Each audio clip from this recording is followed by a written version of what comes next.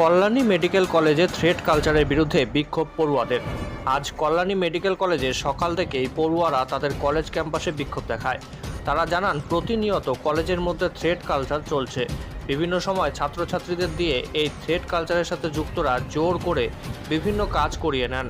যদি কোনো স্টুডেন্ট সেই কাজ না করেন তবে তাকে থ্রেট বা ভয় দেখানো হয়, যার প্রতিবাদে আজকে এই বিক্ষোভ এই কল্যাণী মেডিকেল কলেজের পড়ুয়াদের। এই কলেজের প্রিন্সিপাল জানান, এখানের যারা পড়ুয়ারা আছেন তারা সকলেই এই থ্রেট কালচার থেকে বেরিয়ে আসতে চায়। সেই কারণে তারা আমার কাছে অভিযোগ জানিয়েছেন। আমরা সেটা তদন্ত করে যথাযথ ব্যবস্থা নেব। আরেকবার জানাই, কল্যাণী মেডিকেল কলেজে থ্রেট কালচারের বিরুদ্ধে বিক্ষোভ পড়ুয়াদের। আজ কল্যাণী মেডিকেল কলেজে পড়ুয়াদের সকাল থেকেই বিক্ষোভ দেখায় কলেজ ক্যাম্পাসের ভেতরেই। তারা জানান প্রতিনিয়ত কলেজের মধ্যে থ্রেট কালচার চলছে। বিভিন্ন সময় ছাত্রছাত্রীদের দিয়ে এই থ্রেট কালচারের সাথে যুক্তরা জোর করে বিভিন্ন কাজ করিয়ে নেন। যদি কোনো স্টুডেন্ট সেই কাজ না করেন তবে তাকে থ্রেট বা ভয় দেখানো হয়, যার প্রতিবাদে আজকে এই বিক্ষোভ এই কল্যাণী মেডিকেল কলেজের পড়ুয়াদের। এই কলেজের প্রিন্সিপাল জানান, এখানে যারা পড়ুয়ারা আছেন তারা সকলেই এই থ্রেট কালচার থেকে বেরিয়ে আসতে চায়।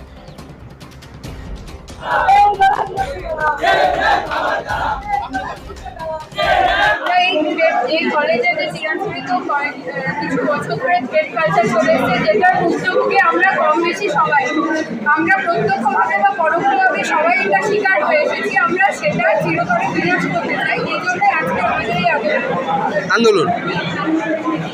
তোমরা কোন ইয়ারের ছাত্র? আমরা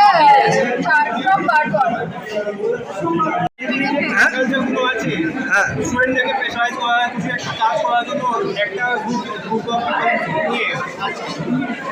এই জন্য আমরা এখানে করছি, ওরা খুব শেষ হতে চায়, আমরা সব এখানে ফ্রি থাকতে চাই। কোন ছাত্র এরা? তোমরা জুনিয়র স্টুডেন্ট ইউনিয়ন থেকে আছে এই ছাত্রগুলো। তারপর হোস্টেল ক্যান্সেলের হুমকি, যাবতীয় অনেক কিছু হুমকি, হোস্টেল ক্যান্সেল করে পরীক্ষার সামনে বসে দেবো। থ্রেট কালচার কন্টিনিউ দীর্ঘদিন ধরে থাবা বসে আছে। আমরা আজ সাধারণ স্টুডেন্ট প্রত্যেকে আমাদের পড়াশোনার প্রবলেমের জন্য আমরা এই থ্রেট স্বীকার না করার জন্য এই থ্রেট কালচারের বিরুদ্ধে আজ আমাদের আন্দোলন। আর এই থ্রেট কালচার যে স্টুডেন্ট ইউনিয়ন কমিটি ছিল, এটার ডিসলিউশনের জন্য আজ আমাদের আন্দোলন। প্রিন্সিপালের কাছে? হ্যাঁ, প্রিন্সিপাল। তাহলে কতজন ছাত্রছাত্রীরা কোন ইয়ারের ছাত্র? ফার্স্ট ইয়ার, আমরা second year, third year, fourth year, final year, house total আমরা তো জমা দিয়েছি 26 দিনের মধ্যে সাইন জমা করেছি। কোন medical college? GNM Kalyani medical. হ্যাঁ, তা এখন তোমরা কি চাইছো? মানে আন্দোলনের মানে প্রিন্সিপাল তো তিনি বেরিয়ে গেলেন, কি তোমরা কি